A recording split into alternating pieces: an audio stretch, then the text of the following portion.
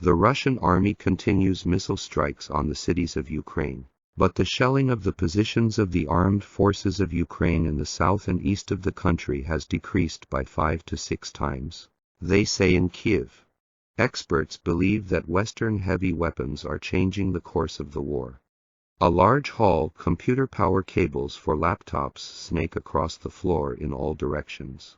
Dozens of computer tables at which officers in military uniforms of the armies of Western countries sit, providing communication between their command headquarters and the government of Ukraine.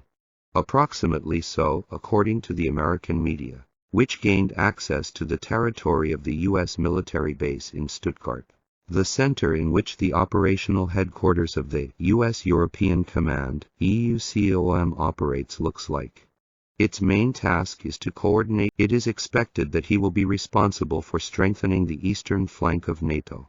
The decision to do so was made after the start of the Russian armed invasion of Ukraine. The EUCOM headquarters was hastily set up following an international conference hosted by the United States at Ramstein Air Base in Germany on April the 26th, which discussed Russian aggression and further military support for the country under attack.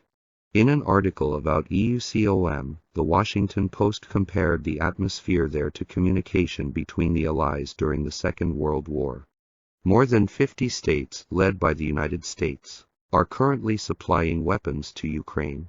For several months, they coordinated political actions within the framework of the so-called contact group, which decided which country would supply Ukraine with certain types of weapons and which route heavy weapons, such as American HIMARS artillery mounts or German and Dutch PZH-2000 self-propelled howitzers, would fall on Ukrainian front. Now Russia must react to the actions of Ukraine. German expert Nico Lang believes that it was this assistance that contributed to the turning point in the war in Ukraine. The decisive factor of the last few days is that Russia is now forced to react to the statements and actions of the Ukrainians. Until now, it was the other way around. Ukrainians had to react to everything that Russia did, Lang says in an interview with DW. This is also confirmed by advisor to the head of the Office of the President of Ukraine Mikhail Podolyak, who in an interview with DW stated that after targeted attacks by the American HIMARS MLRS on Russian ammunition depots and command posts of the Russian army, the area of shelling of Ukrainian positions in the east and south of the country decreased by 5 to 6 times. According to Eastern Europe expert Nico Lang, Russia has now transferred significant forces to the south of Ukraine towards Kherson and Zaporozhye, in order to focus on consolidating and holding the occupied territories. Thus, the myth of Russia's ability to infinitely increase the level of escalation is debunked, he says, adding that the Russian army is experiencing tremendous military difficulties. Then north of Kharkov and around Kherson, the Russian troops went on the defensive, trying with all their might to keep this territory, Lang states. A counter-offensive of the armed forces of Ukraine with the support of the partisan movement. Ukrainian President Volodymyr Zelensky has been talking about preparations for a counter-offensive in the south of the country for several weeks now. The Ukrainian attack will not be like the attack of the Russian troops with their all-destroying flurry of fire, Lang, an expert on Eastern Europe, is sure. It will also rely on the partisan movement, on uprisings in occupied cities, on mobile operations behind enemy lines. Every now and then photos with leaflets posted in temporarily occupied Kherson appear on Ukrainian social networks, in which Russian occupiers are warned of imminent retribution. Russian occupiers and everyone who supports their regime. We are close. We are already working in Kherson. Death awaits you all. Kherson is Ukraine, the poster says.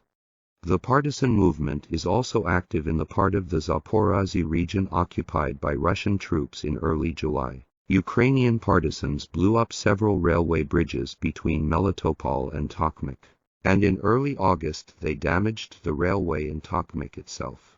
In the occupied cities, leaflets appear on the walls of houses, calling on the Russian invaders to return home or prepare for destruction on Ukrainian soil. The Russian troops have big problems with the control of these territories, says Nick Lang.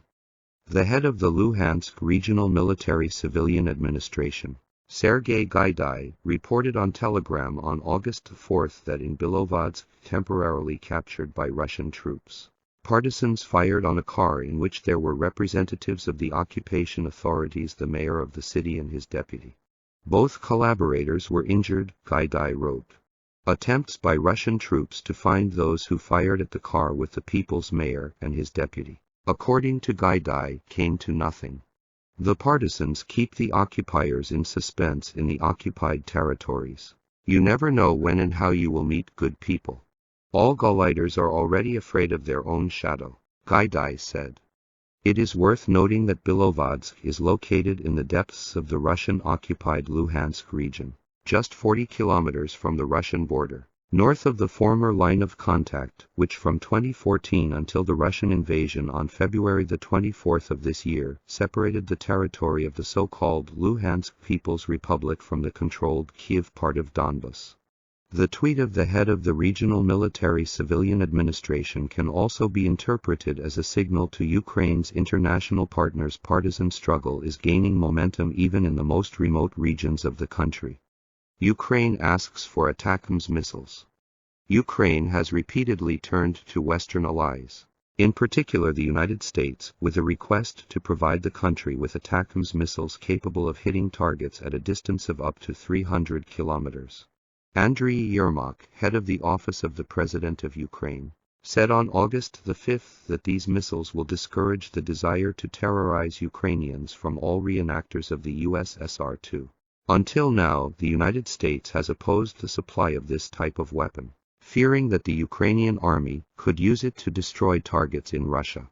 The Americans have said they want to see how the Ukrainian army will use the weapons already received before sending in more modern ones, even if potential delays cost lives.